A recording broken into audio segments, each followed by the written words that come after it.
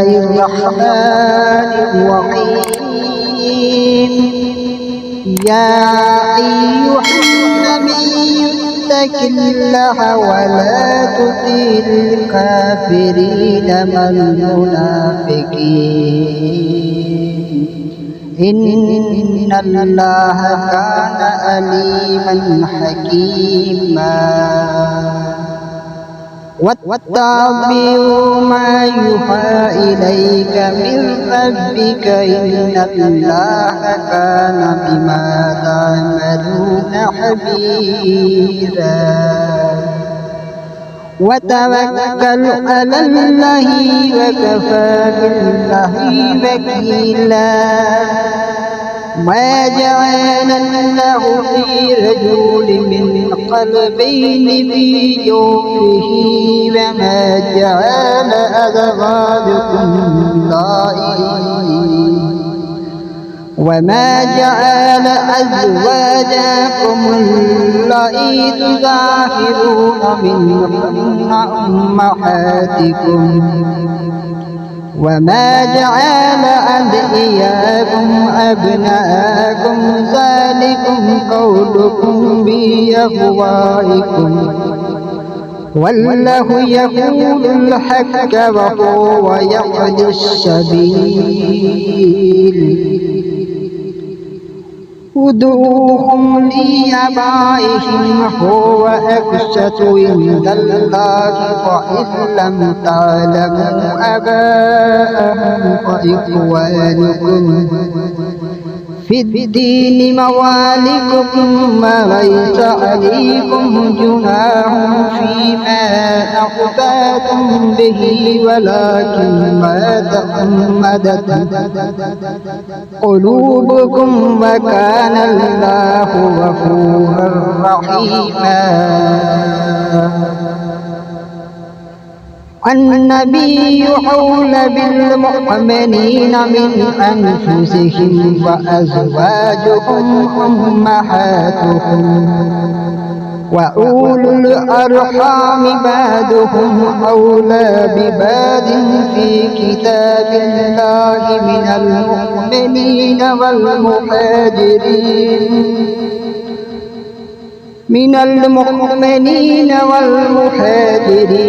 إلا أن تفعلوا إلى أوليائكم معروفا كان ذلك في الكتاب مسطورا وإذ أخذنا من النبيين ميثاقهم ومنك ومن نوح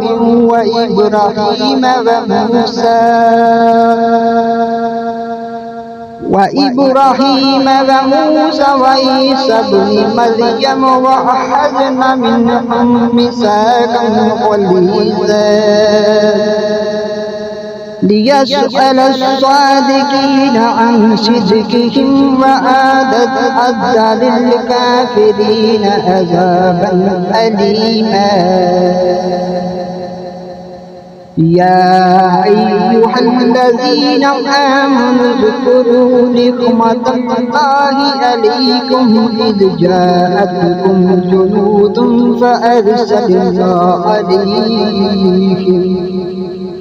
فأرسلنا عليهم ريحا وجنودا لم تروها وكان الله بما تعملون بصيرا إذ جاءوكم من فوقكم من أسفل منكم وإذ زاغت الأبصار وبلغت القلوب الحناجر وتظنون بالله الظنونا